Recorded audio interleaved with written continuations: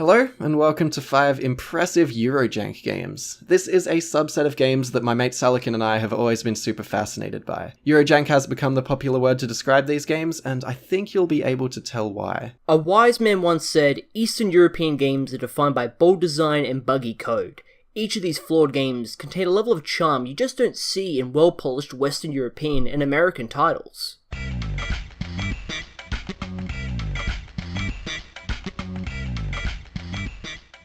Overambitious does not even begin to describe the absolute mongrel of a game that is Boiling Point Road to Hell. I guess the best way to describe it is that it's an open-world RPG shooter, part Far Cry, part Deus Ex, I guess? I don't know, it's sort of hard to pin down, it's borderline completely broken, and part of me absolutely loves it. Developed by the Ukrainian dev Deep Shadows and published in 2005 by Atari, you play as Saul Myers, a guy who cares more about abusing homeless people and hitting on every woman that he can rather than saving his own daughter. Old mate was just living on the edge of his seat waiting for the call to tell him his daughter got kidnapped just so that he could use that excuse to go and play Rambo by slaughtering some poor people in a poor country. Jokes aside, Boiling Point really is a special game in its own awful way. It's designed to be a hugely emergent experience with heaps of vehicles like cars, planes, boats, tanks, and helicopters, and weapons like crossbows, machine guns, and grenade launchers. The combat alone has that sort of Far Cry-esque freedom to it, and there's a good variety of locations in the open world to help that. But it's the RPG parts of this game that really get interesting. One of the central mechanics in this is the faction relationships, where there's 7 different factions you can help or piss off dynamically, and it really shapes your experience with the game.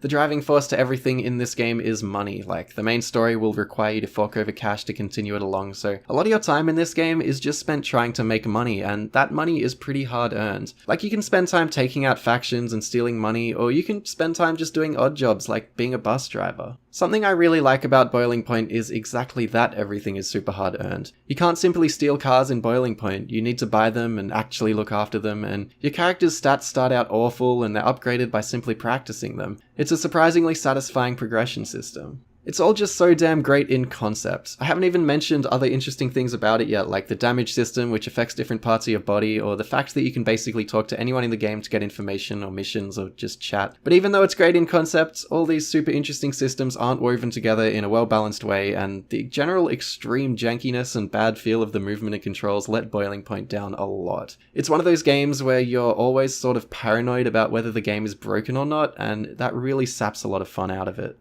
But Boiling Point is anything but uninteresting. I really do adore this game, even if for only what it tries to do. There was nothing like this in 2005, and really there's not a lot like this to this day. It did get a sequel called Xenos 2 White Gold, and the devs made a similar game on the same engine called The Precursors. I've heard both are just as janky and insane as Boiling Point, so I'm keen to check them out someday.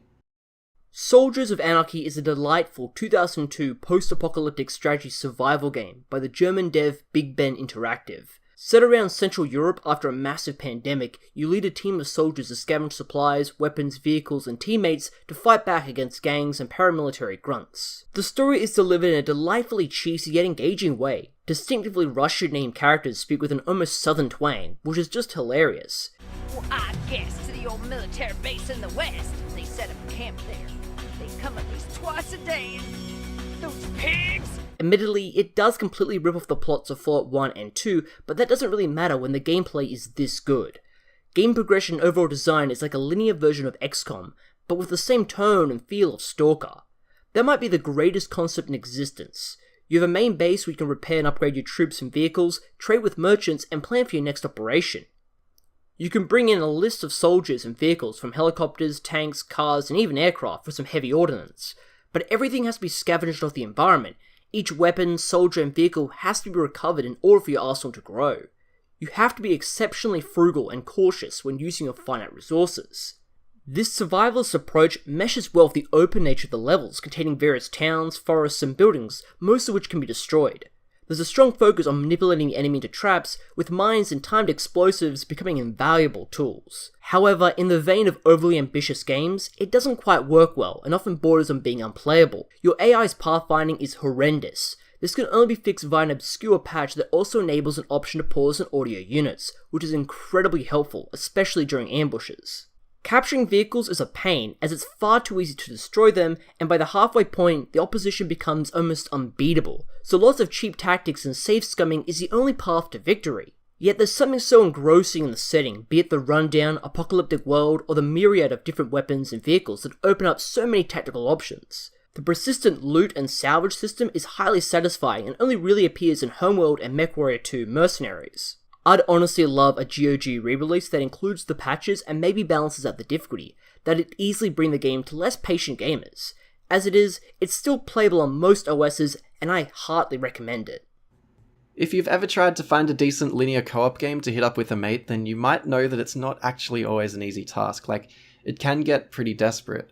It got so desperate for me and a friend that we decided to take a gamble on something that really should have never worked out. The First Templar is a co-op hack-and-slash game from 2011 developed by the Bulgarian-based Hamimont Games, and this game has no right to be as enjoyable as it is. The story is dull, the animation is all jank, and there's really not a lot going for it in terms of uniqueness or production value, yet here we are. You go through some vague Holy Grail trope storyline with a cast that's only remarkable in how unremarkable they are, and you fight through crowds of baddies slashing them down with some mashy swordplay that makes up for its lack of depth by actually feeling pretty decent to control. The variety of levels is actually pretty great. The game moves forward at a fairly quick pace, and a lot of the enjoyment is actually because of the Eurojank, not in spite of it. Every cutscene is so goofy and offbeat, there's characters that just look and sound completely whack, and there's weird camera angles and Andromeda-esque facial expressions. It really does earn some dumb endearment. Another thing I really like is the puzzles and actual implementation of co-op. This game has some Indiana Jones-style trap-based puzzles which genuinely require you and your partner to work together.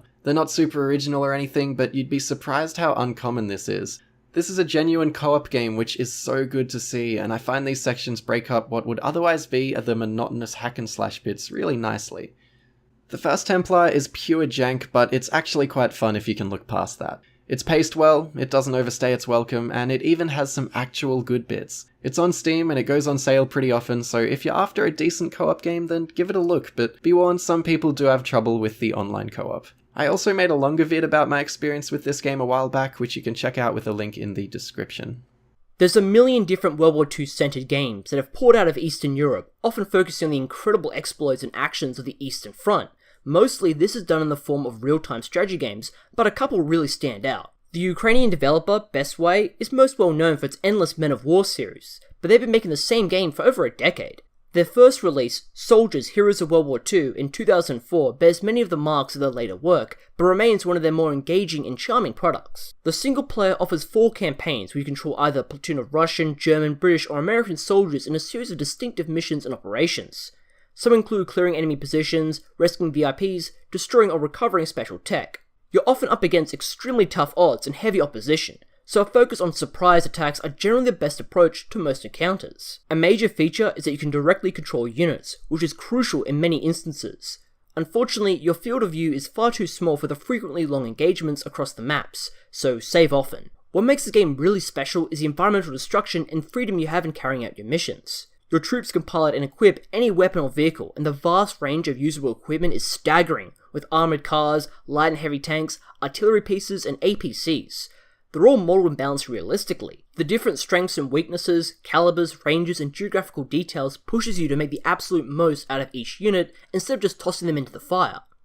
This attention and strive for an authentic experience carries on into the environmental destruction.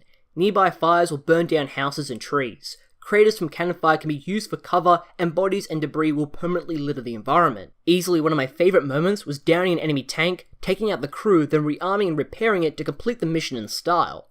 While the game suffers from cheap difficulty spikes and your AI completely bailing on you, these moments of dynamic tactical brilliance are often and incredibly satisfying. With the price tag being so low, currently $5 on either Steam or GOG, it's hard not recommending it.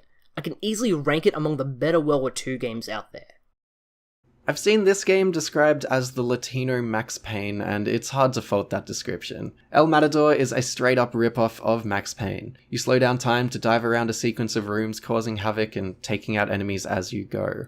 Of course, this comes with its own rip-off sort of flavour. The enemies are amazing hit-scanny shots, the cutscenes are overly long and a bit meme, and the game doesn't really understand balancing, but I still quite like this game. I really like how it feels. Most of the credit has to be given to Max Payne, of course, but there's a certain tenacity and chaos that is unique to El Matador.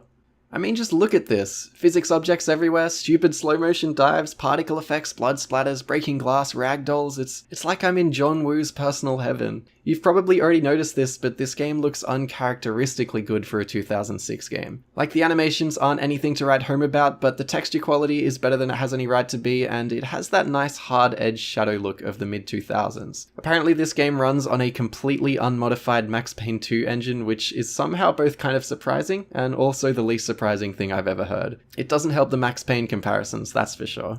Technical stuff aside, this game can be surprisingly aesthetic. It's obviously going for a realistic approach, but there's something to be said about games which go for both believable and aesthetic at the same time. It's up and down, like it has sewer levels and repeated assets, but it also has really cool skyscrapers with cityscapes outside. I dig El Matador. It's a simple, fun game for those who can't get enough of Max Payne ripoffs. See Stranglehold, Wet, and Max Payne 3 if you want even more of those. Also, this is basically unrelated, but there's a Pierce Brosnan comedy called The Matador where he plays a hitman, and it is so good, and you should definitely give it a watch.